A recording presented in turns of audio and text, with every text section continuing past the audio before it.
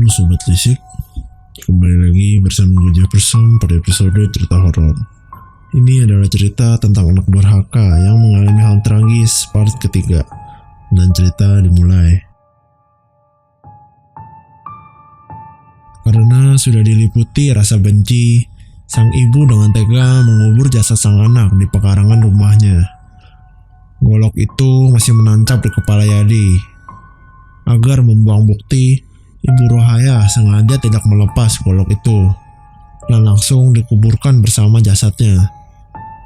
Berkali-kali Ibu Rohaya mengumpat, "Mati kamu anak durhaka." Setelah puas, Ibu Rohaya membantai darah dagingnya sendiri. Ia melanjutkan aktivitas seperti biasa. Hingga ketika malam hari Ibu Rohaya ingin tidur, ia diganggu oleh suara-suara misterius. Bu, tolong bu." Suara itu dia kenal. Itu adalah suara Yadi. Segera ia ingin membukakan pintu. Ketika baru bangkit dari tempat tidur, ia menyadari jika sang anak sudah ia bunuh pagi tadi hari. Ia urungkan untuk membuka pintu. "Bu, maafin Yadi bu. Tolong Yadi bu." Suara itu ia dengar kembali. Tubuh Rohaya seketika bergetar. Ada rasa takut yang muncul. Ia mencoba mendekati arah suara kembali. "Bu, tolong Yadi bu, maafin Yadi." Dan seketika ia melihat Yadi sudah berdiri di depan pintu kamar dengan dua bola mata yang mendelik ke atas. Mulutnya menganga mengeluarkan darah segar dan sebilah golok masih menancap di kepalanya. Pemandangan itu berhasil membuat degup jantung Rohaya tidak beraturan. Ia coba berlindung di bawah selimut. Saat menoleh ke sebelah kanan, sosok Yadi masih ada, lengkap dengan sebilah golok menancap di kepalanya. "Bu, maafin Yadi bu, Yadi sakit bu." Ibu Rohaya kembali tak sadarkan diri. Ketika ia terbangun, ia melihat langit sudah mulai cerah. Ibu Rohaya segera bersiap-siap untuk berdagang. Menurutnya, peristiwa semalam hanya halusinasi saja. Ia mencoba melupakan dan bertindak seperti biasanya.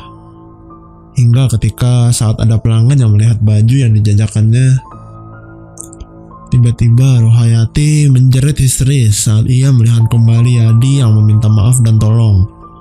"Bu, maafin Yadi bu, tolong Yadi bu, Yadi sakit bu." Beberapa pengunjung yang ada di butik beramai-ramai menenangkan Rohayati. Setelah ia sadar, ia baru melihat sudah tidak ada lagi sosok Yadi di butik itu. Kini tak hanya sekali, namun berkali-kali Yadi menampakkan diri. Karena merasa tidak tahan lagi, Ibu Rohaya memanggil Yusuf dan istrinya. Ia meminta istrinya dan Yusuf harus mengalah untuk meneruskan usaha butik miliknya. Rohaya pun meminta Yusuf mengambil surat-surat rumah yang ada di brankas pribadinya. Segera rumah itu harus dijual Yusuf, dan uang tersebut sebagai warisan terakhir yang bisa ia turunkan kepada anak mantunya. Kala itu Yusuf tidak mengetahui apa maksud ibu demikian. Tetapi karena ini pinta dari ibunya, Yusuf menurut saja. Diputuskanlah Aisyah istri Yusuf yang akan mengcover butik milik mertuanya. Sedangkan Yusuf masih bekerja sebagai perawat. Rumah itu tidak dijual Yusuf. Ia lebih memilih menempati rumah besar itu bersama istrinya. Yusuf pun sempat bertanya, kemana ibunya akan pergi. Lantas ibunya hanya tersenyum. "Jangan kau pikirkan ibumu ini nak. Ibu bisa menjaga diri ibu sendiri. Berbahagialah nak bersama dengan anak istrimu. Hanya ini yang bisa ibu tinggalkan untuk kalian." Yusuf pun menanyakan bagaimana jika sang kakak akan merampas hak miliknya. Bu Rohaya hanya menggelengkan kepala dan tersenyum. "Dia sudah mendapatkan pula bagiannya. Itu adalah milikmu." Ibu Rohaya pun pamit undur diri. Ia tidak mau diantar oleh Yusuf. Yusuf yang heran dengan tingkah laku ibunya, kemudian mengikutinya dari belakang kemana langkah Ibu Rohaya pergi. Dan saat itu Yusuf kaget karena si ibu masuk ke kantor polisi. Si ibu yang tidak tahu anaknya Yusuf mengikuti dengan tenang menyerahkan diri dan bercerita kepada polisi. Tidak ada penyesalan di wajah ibu Rohaya. Semua pengakuan pembunuhan keji itu mengalir dari bibirnya. Seketika ia diborgol dan dibawa masuk ke dalam tahanan. Yusuf yang sangat terpukul jika ibu yang ia sayangi harus merasakan dinginnya hotel Prodeo. Yusuf mengupayakan apapun agar memperingan hukuman ibunya. Sesampainya di rumah, Yusuf membongkar pekarangan di belakang rumah itu. Dan benar saja, ada jenazah Yadi sang kakak yang sudah mulai membusuk. Segera ia menelpon polisi untuk segera langsung ke TKP. Pemindahan jenazah itu sangat dramatis. Beberapa polisi ikut menginterogasi Yusuf sebagai penemu jenazah. Kini semua bukti dan saksi telah terkumpul. Ibu Rohaya menunggu sidang keputusan hakim berapa lama ia akan dipenjara. Baginya tak masalah jika harus meninggal di balik jeruji besi. Yang penting menurutnya, ia sudah melakukan sesuatu yang benar untuk menjaga hak anak bontotnya. Sehari sebelum persidangan, Yusuf menyewa jasa lawyer untuk membela ibunya. Dan kini telah disahkan.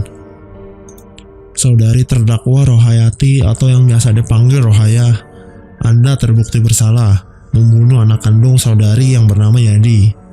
Oleh sebab itu, kami telah memutuskan hukuman penjara selama 8 tahun kepada saudari terdakwa. Lalu itu diketuk. Keputusan telah diterima Ibu Rohaya. Baginya tak masalah berapa lama ia dipenjara. Namun Yusuf terus mengusahakan untuk memperingan hukuman sang ibu. Ia jual rumah besar peninggalan sang ayah. Baginya harta duniawi bisa dicari, tetapi waktu yang terbuang tak mau ia sia-siakan, apalagi bersama seorang ibu. Usahanya kini membuahkan hasil. Dari prediksi 15 tahun penjara turun menjadi 8 tahun. Dan pengajuan banding atas kasusnya, kini Ibu Rohaya hanya menerima hukuman tuntutan 5 tahun penjara. Selama di penjara, sudah tidak ada lagi teror dari Yadi. Hanya saja muncul sesekali Yadi datang dalam mimpi sambil menangis-nangis terus meminta maaf. Tahun 2019 awal, Ibu Rohaya sudah dibebaskan dari penjara. Dan kini ia tinggal di rumah sederhana bersama Yusuf, istrinya dan cucu laki-lakinya. Ibu Rohaya mengaku jauh lebih bahagia saat ini. Makanya ketika pertemuan reuni akbar tahun 2019, tubuhnya menjadi jauh lebih gemuk. Tutup cerita mama. Tuh dengerin, jangan sampai kamu itu udah jadi beban orang tua, masih aja kurang ajar. Sambung mama lagi. Aku hanya mengangguk mengiyakan dan kembali beranjak ke kamar. Agak ngeri memang jika seorang ibu sampai tega membunuh anaknya sendiri. Dan cerita selesai. Kalau kalian suka dengan video ini, jangan lupa buat subscribe biar gak ketinggalan video-video terbaru dari gua. Dan share ke teman kalian yang perlu tahu tentang cerita ini. Terima kasih, gue Jefferson pamit. Salam telisik.